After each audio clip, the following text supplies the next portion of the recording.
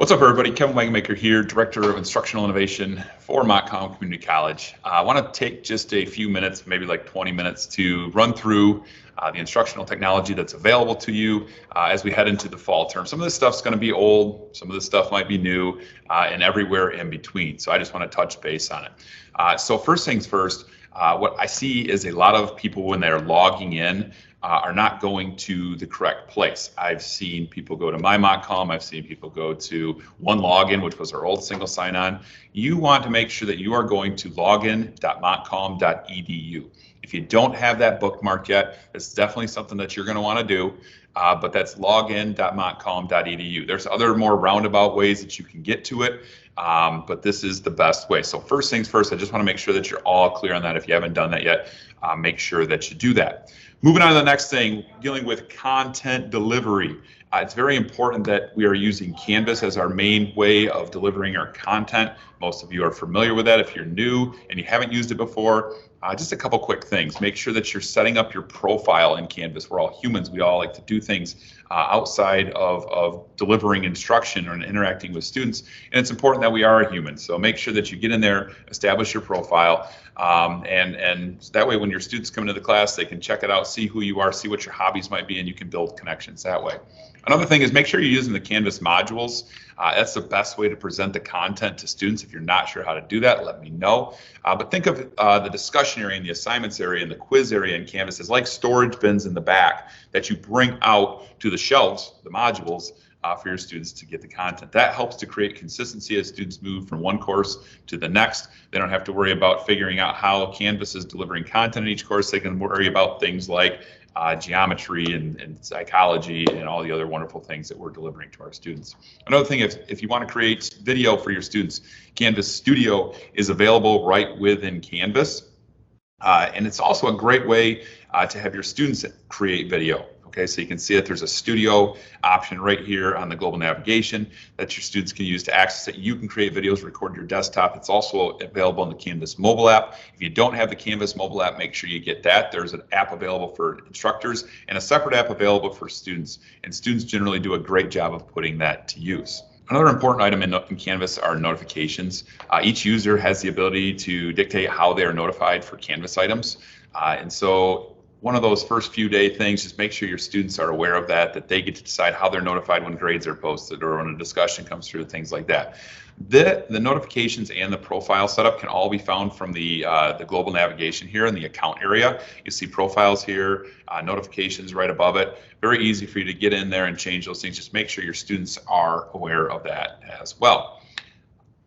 In addition, we have OneDrive integration within Canvas. So I know a lot of your students, and maybe yourself included, are more comfortable with Google Drive. You used it in the high school setting, whether it be dual enrollment or wherever it may be. But we strongly encourage you to use OneDrive for any and all of your MCC files. We can provide more security, and it also is helpful when it comes to recovering items that might have been deleted accidentally. So like I said, we ask that you use OneDrive for any of your MCC related file storage. The perk to that is you can also then grab any of your MCC files and access them right within Canvas, which makes things very easy. And your students can submit files from OneDrive as well. So encourage your students to use it as well. Another piece of that is moving forward, it makes it so you're more acclimated to putting to use not just a Google Drive and all that it has to offer, but also OneDrive and the offerings for that. So as you move on from MCC, as your students move on from MCC, there's just more functionality for them when it comes to different platforms. As far as grades and feedback go, make sure that you're using Canvas to do that. Obviously, you can give some feedback and communicate with your students using Teams as well. And one other item that I want to provide you with, and I know that I say this over and over, but this is important for you to hear if you haven't heard it, or just as a reminder, is Canvas has an uptime of 99.9%. What that means is Canvas doesn't break. So if your students come to you and say, Canvas glitched, Canvas stopped working, it's more likely that I received an email about that and fanned it out to all of you. It's more likely that the student just missed a deadline or didn't know how to do something.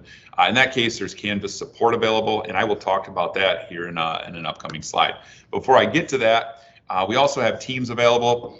Many of you are familiar with Teams. It's not just a video platform, but also a great place for collaboration. You can create multiple channels for your teams, your class teams. A great place for your students to converse, work on projects, store files, work on collaborative files. So just a lot of ways for them to kind of broaden that experience of working with others, communicating with others, not just within Canvas. It's also a place where you can schedule meetings and do virtual meetings. So there's a lot of different possibilities when it comes to Teams. Something that made Teams a lot easier is the Microsoft Sync integration within Canvas. What it does is create your team based on your Canvas roster. And I can show you how to do that real quick. All you have to do is go into your course and go to the course settings.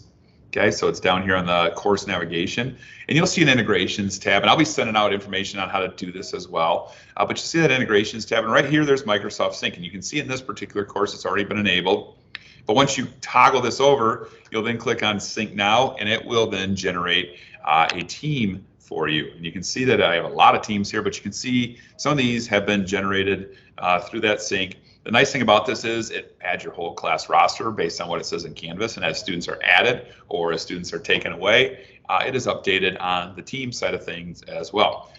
The one thing that I will add to this is if you sync the team and you create the team and you see the team in Teams, you're going to still have to wait about 20 to 30 minutes to schedule your reoccurring meeting because it takes a little bit for items on the back end of Teams to sync with Teams. So if you go right away to create your meeting and it doesn't work, that's expected. Wait 20, 30 minutes, maybe 35 minutes, and it should be ready for you to create your meeting.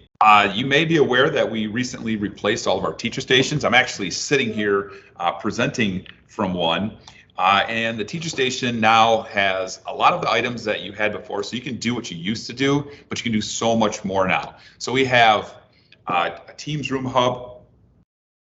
So we have a Teams Room Hub here that allows you to schedule meetings. Now this one doesn't currently have a meeting schedule, but if you have your reoccurring Teams meeting set up with it, you'll see it right here on the screen. You come in, you tap the screen, and it will actually wake up the camera in the back, and it will start screen sharing right here on the right side monitor. You do now have 2 monitors available for you right on the desktop here that allow you to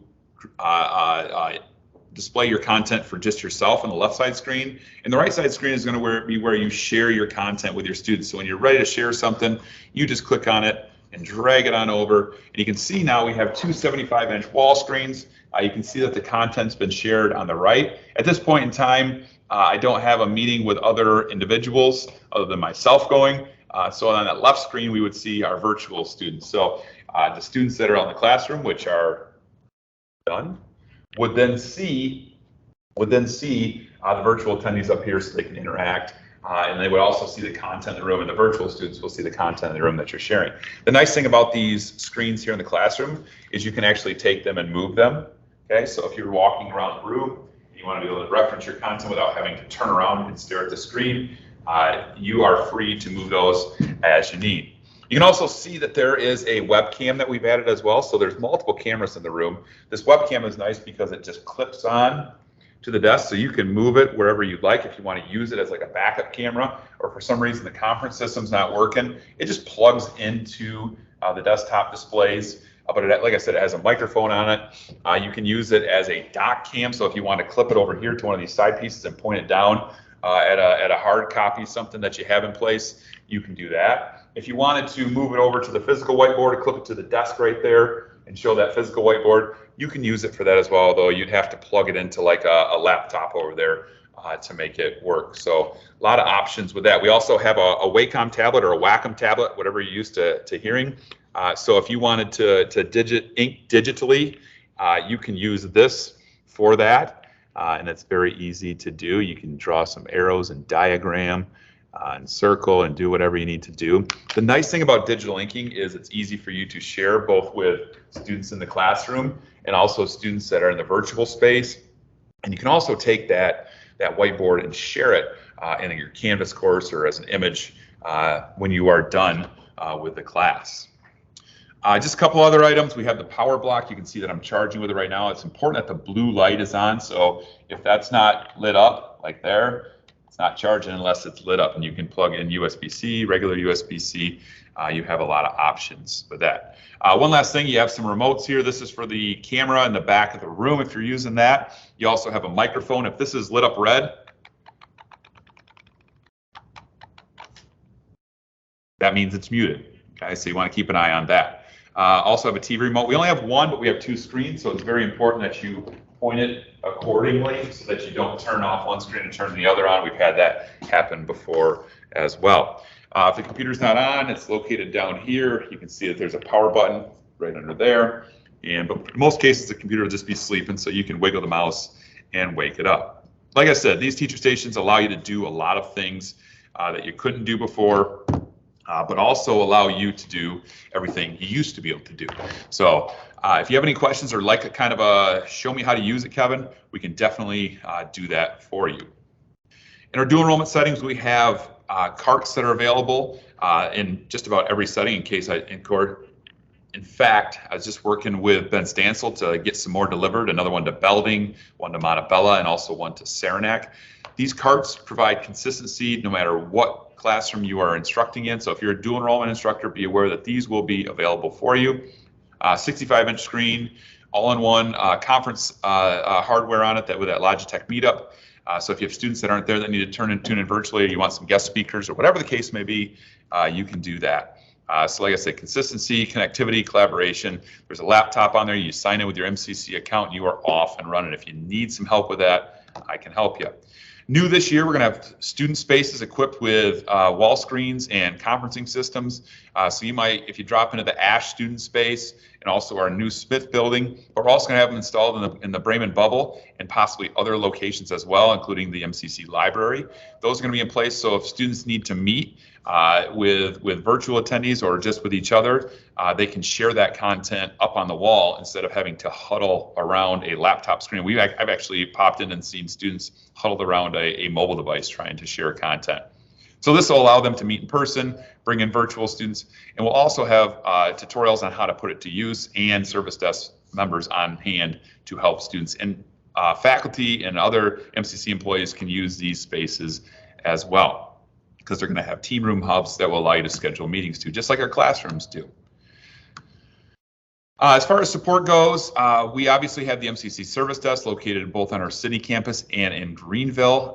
But if you want to get support other ways, you can obviously get that support via our 24/7, 365 Tier 1 support in Canvas. If you haven't used that and you need Canvas support, it's very easy to get to that. It's located right here on the global navigation. Oops, that's Studio. Click on Help, and you'll see that you have a lot of different ways to get support. I recommend that you use your students use the chat with Canvas support, and there's also a chat with Canvas support for faculty as well. So if you don't know how to do something, Canvas isn't working as expected, maybe a student's stuck in the middle of the night trying to submit something and it's not working, but Canvas isn't broke, or maybe Canvas is broke, they can hop on there and they can report it to support or find the solution for their issue. So if you haven't put this in your beginning of the term items, definitely include Canvas support on there so your students know where to go to get help. You can also go to Canvas Guides, guides.canvaslms.com. And if they scroll down a little bit, you'll see that there's instructor resources, or if you want to share student resources, they can easily access anything that they need to know about how to put Canvas to use if they want to search out how to do something on their own. In addition to that, we also provide an instructor resource center. You'll be seeing this on your dashboard. It's nothing that you need to do, but it's something that's available for you for if you're not sure how to work the teacher station, or if you need resources on how to use Teams and stuff like that, that is available. Additionally, students have a resource center that they will all be added to that's more tailored to student needs and what they might encounter, and that will show up on their dashboard as well. Just like the instructor resource center, there's nothing that they need to do.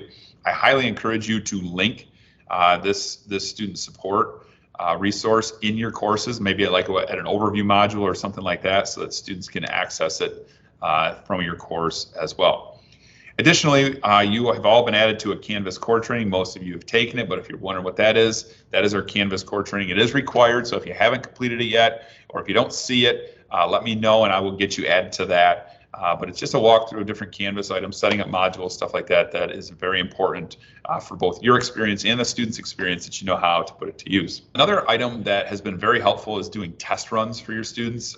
So maybe like the Sunday or a week before your class is about to start, you might set up a test meeting and allow students to drop in, make sure that their technology is working, but it's also helpful because they get a chance to say hello to you and you to them. And so if you're not someone that runs a test meeting, students might not attend, maybe make it optional, but it just allows them to pop in, like I said, make sure things are working, make sure that they're in the right place, because a lot of students are nervous as we head into classes, so keep in mind that. If you intend to use Respondus Lockdown Monitor or Browser, make sure you do a test quiz before the first real test or quiz. Basically just create a practice quiz. You're going to make it a regular quiz, but you call it a practice quiz, or maybe like a lockdown browser test run, and apply the software so they can get in, download the software if they haven't already, and make sure it works for them. Totally optional, or maybe you assign 5 points or something like that. It's totally up to you and what you do in your classes. But as far as support goes, like I said, we got a lot of different options. Definitely recommend to your students and yourself that you get the apps, Outlook app, Canvas app, Teams app, things like that, because when there's feature updates, things like that, or bug fixes, those tend to get the focus first. Another important item is accessibility, and making sure that we're working to make our courses and our course content as accessible as possible. This isn't something that you need to all of a sudden panic to get done, like as we begin the term, if you have items, but we do have accessibility checkers in place that can help you out. One of those is called You Do It. It lives in Canvas. It's an LTI integration. So if we go into a Canvas course, you'll see it right here on the course navigation. And if you click on it, you can see that the interface opens up, and you can actually scan your course for any accessibility issues that you might have related to images or text or things like that. The nice thing about You Do It is once the scan is finished, it'll actually provide hints on where your issues are and how you can fix those, direct links to it. So it's pretty cool as far as that goes. Another accessibility checker available lives in each different rich content editor, or RCE as it might be referred to. So anywhere that you can edit an assignment or a quiz or a discussion, you're going to see an instance of the accessibility checker that's actually native to Canvas. And you might also see a number tagged on that. That's a list of accessibility dings that have been found. But if you click on it, it'll actually bring up where your issues are. You can see this one has 5 for whatever reason it wasn't showing there. But you can actually fix them right from there. You can move on to the next item, and it will just bring you on through there as you make a fix. So I could say I want to change the alt text. I'll call that a module GIF, and we can apply that, and that will fix that. I don't want to fix all of them for now, but you can see that now it's updated. There's 4 more that I have to fix. So that's just another way for you to check your accessibility. As far as digital inking, I already mentioned that, but it's definitely a transformative process. You can have your students digital ink as well, but if you're running virtual meetings, you definitely should be inking digitally. We have Microsoft Surface Pros to help you out with that. Some of you have iPads that you put to use with an Apple Pencil. And like I said, every one of our teacher stations has a Wacom tablet at it, and so you can ink not just on the Microsoft Whiteboard app, but there's also the ability to ink within Word. You can use you can use PowerPoint to ink on, and you can also ink using Microsoft Edge browser. So there's lots of different instances in which you can ink. For those of you that are hesitant on it, you see one of our instructors, or our old instructors, or retired instructors, Scott Smith, was enthralled with inking and absolutely loved it. The nice thing too is that you can actually take it at the end of the day, take your notes or take whatever you've been inking with, download it and share it in Canvas or share it in Teams.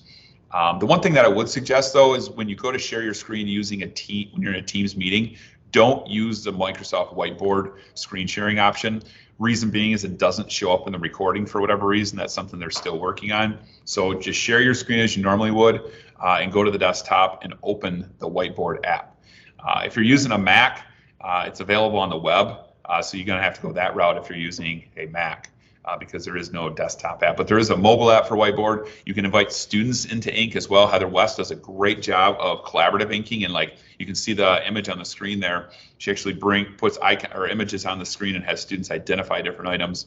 And they can ink using a mobile device. They can ink using a stylus. There's lots of different ways. They can ink using their mouse pointer.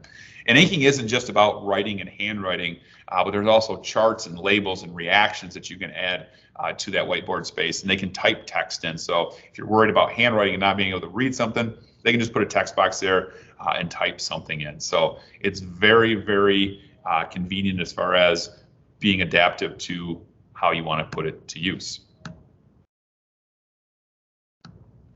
Next thing is I run a lot of EdTech dialect sessions. I try to include faculty members into those as well. There's actually a Canvas course with all of the past recordings, so you can view them synchronously, asynchronously. We would love to have you attend live, but if you can't make it live, there's always going to be a recording. These sessions cover things like software and what it is and how to use it, and also faculty sharing time. So we sometimes just gather around and say, hey, what's working, what's not working, and what are you doing and what are you not doing? And so these are for you to attend as well. I know that some of you, it doesn't fit your schedule. I try and vary them a little bit, but most of them are held during the lunch hour time. But if you can't make it, like I said, the recording is available. And if you're not, and if there's something that you'd like us to cover, we are always open to your suggestions, and we would love to cover things. Past things have included things like Nearpod, Teams integration, student support, and for different tools within Canvas, and the list goes on and on. And currently, I'm building the agenda for the fall. So like I said, if you have anything, I'm happy to get your input on that. We have lots of feedback and engagement tools, things like Nearpod that you might already be using. Video creation like Studio and Camtasia and Snagit are all available to you. So if there's something that you would like to use that you don't currently have access to, let me know, and maybe we have something that's similar, or maybe we can adapt and adopt it for you. Another thing that I didn't mention yet, what I highly encourage you to do, if you have a live online setting or a virtual setting or just any setting, I would encourage you to require your students to meet with you at some point during the term. And that can be done virtually. It doesn't have to be done individually, but use Microsoft Bookings or just set up a Teams meeting somewhere during the term for your students to pop in, say hello to you for 10 minutes, less than that. I know that as a student, I often hesitated to ask questions in class just because I didn't want to, interrupt class or take someone else's time. But for some of your students, this might be an opportunity where they actually do speak up, or you do just get to know them because you don't have that before class time, like we have with face-to-face, where you can talk about randomness and get to know your students better. So I definitely recommend that you put that to use. If you're, like I said, if you're not using OneDrive on the Canvas integration, definitely recommend that you put that to use as well. For those of you that weren't aware, Canvas has a new quiz tool. So there's 2 quiz tools. Okay, right, that's 4. 2 quiz tools available in Canvas. The new quiz tool has slowly but surely made its way up to the same features that the old quiz tool has. The good news is if you're like, hey, I hate the new quiz tool and I want to keep using the old quiz tool, you can keep doing that until 2024. That being said, you should definitely continue to work to acclimate yourself to the new quiz tool. It looks a little bit different. It runs a little bit different, but there's a lot of different question types that you didn't have access to in the old quiz tool. For those of you that wanted to do this before but couldn't before, you can print quizzes using new quizzes. So even though we're going forward, there's still a relic of the past available. You can easily migrate your classic quizzes to new quizzes. So if you're like, well, what if I create my classic quizzes and I don't want to move over yet? That's okay. Going forward, you're going to be able to migrate your old quizzes to your new quizzes. And you can do that as a bulk migration as well. So basically, you can take all of them at once and migrate them forward. You can apply individual outcomes or your course goals to individual questions. You couldn't do that with the old quiz tool. So there's a lot of cool new features, and I mentioned the question types. There's a lot of different question types that weren't available before, but will be available, and there's more underway in development that will be available as well. In Simple Syllabus, speaking of your syllabus, you now have a new engagement tool available in the syllabus. So at the top, as you just saw there, you can actually click on it. It will bring up a report of who has viewed your syllabus, when they viewed your syllabus, how much of your syllabus they viewed. And so that helps you to kind of keep tabs on things. So as this GIF refreshes here, you'll see, if you go into Simple Syllabus, right at the top, there it is. You can click on that. It'll bring up that report. And you can actually see student by student how many times they've opened the syllabus, how much they've scanned through, and when the last time they viewed it. So pretty cool tool right there. I mentioned that Teams and Office are available. As an MCC user, you have web access to these. So if you go to your My Apps, you're at login.montcalm.edu, you'll see web versions of things like Outlook, and Word, PowerPoint, and Excel. But there's also desktop apps that you can download for free as an MCC user on up to 5 devices. And definitely, like I said, use the apps whenever possible. Things like Teams. If you don't have the desktop app and the mobile app, definitely make sure you get that. A couple new features to run through. Canvas Studio has better analytics, more easy to view. So if you're a Studio user and you wanted to see like who's viewed what of your video, now Canvas makes it easier. You just open up a Studio video in a course, and you can then click on Insights, and you'll see the list of who's watched what. You'll see even that second, you can see that pink chart there. That tells you who has watched different parts. So maybe like that middle part, we see that peak there. That might be like where you went over a math problem if you're a math instructor, and so students have gone back to that and rewatched that. And that helps you as you create your videos going forward, just to understand what students watch and what they might not watch. There's emojis available in the SpeedGrader now. Not that you couldn't add emojis before, but now there's actually like an emoji library there. You can see in the bottom right-hand corner, right above the submit button. If you click on that, it will bring up the whole library of emojis. There's an icon maker in the rich content editor. You can apply a score for ungraded assignments. And there's also something called course pacing. So if you have students starting your course at a different time, you can apply your due dates accordingly. There's some new whiteboard features rolling out. So if you're a whiteboard user, non-MCC users can access your whiteboard more easily now. It also has attribution. So if you have students add things, so you have that collaborative space, it'll actually show who has added what in the whiteboard. And also the Bing image search. So one of the items that you can add are actually images, but you can use a search engine to add those images, and it's built right within Whiteboard. Another feature for Teams that I want to throw out there, and this is the only one, is desktop casting. And what that means is if you don't have a Teams meeting scheduled or you're not running a Teams meeting, you can cast content from a mobile device or from your computer now directly to a hub, and it will start a Teams meeting. That's nice, especially in our student spaces, so students don't have to schedule a meeting or start a meeting from the hub. They can just open the Teams app, and I can actually show you this real quick. You can just open the Teams app, and if you click on the menu dots up here, this is from the desktop app, you'll see Cast is right here. And when we do that, it will start looking for any Teams Room hubs, and you can see I'm here in G118, and I could cast to it right now. But I'm not gonna. And it's also available, like I said, in the mobile app. So that makes it very easy. If you're sitting in a room and you're like, hey, I want to share something with you quick, you just start casting that content, and it will show up on the wall screens behind you, or maybe in the student spaces. So that's a very important update as far as we are concerned. So a few other items quickly. I know that I've been speaking for quite some time. If you need textbook LMS integration, I don't try and stay up to speed on those, but by all means, contact me. Better yet, contact your vendor if you know who that is, or your department head, so they can get you in touch with them. They have people that are on hand to do those integrations that are very good at it. If they need to bring me into the equation, that is something they can do. So if there's something that needs to be done on the Canvas backend. If you're interested in blueprint courses, basically it's like creating a master course that syncs to different sections of your Canvas courses. That's a very easy way for you to update something once in a master course and then sync it out if you have multiple sections.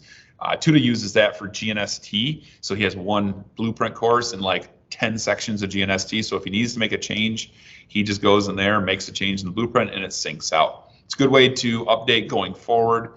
Even if you're just running one section each term, you update in the master course, you don't have to worry about a course copy, you just sync it to it going forward. Let me know if you want to do that. For those of you that are running a live online section along with a face-to-face, I'm happy to cross-list for those for you. If you are comfortable doing it on your own, more power to you. And last but not least, I got a couple more resources I want to share, but if you're not set up with self-service password reset, at this point you really don't have a choice. It's going to prompt you to. This is set up for your students as well. So if they wonder what's going on with that, it's one more step. I need to have a mobile device. just let them know that it does provide another layer of security. But more importantly for students, probably, obviously security is important. It will allow them to reset their password if they get locked out of their account. So gone are the days where a student's trying to submit something after the service desk is closed and they forget their password, and then they have to just wait till the service desk opens to reset their password. They can reset it on their own. So that's very important for us and for your students and for you. Definitely be sure to follow me on social media. We have an MCC Instructional Technology Facebook page. I also have a Twitter account, so if you're in the Twitter space, hit me up. Basically, this just means if you follow me more on these accounts, then I can share more content that way instead of having to send you emails all the time. Not that I don't enjoy sending you emails, but I know that some of you get a lot of emails from me and it can be a little bit overwhelming. This is one way to alleviate that. Any resources that I covered today are here for you. I'll also be sharing the links to different things, different resources, different guides, but that's there for you. As always, if you ever need to get a hold of me, the best way for you to get a hold of me is via email, kevin.wagmaker@montcalm.edu. I am here to help you. No problem is too small, but some problems are too big, and then I bring in a lot of my helpers that we have. And we have an excellent support staff here at MCC, both in the IT department, also at student services, all the way to higher level administration. And your instructors your fellow instructors, I should say, are here to help you as well. So don't hesitate to reach out. We got an awesome group here as Centurions. I hope you have a great fall term, and don't hesitate to let me know if you need anything.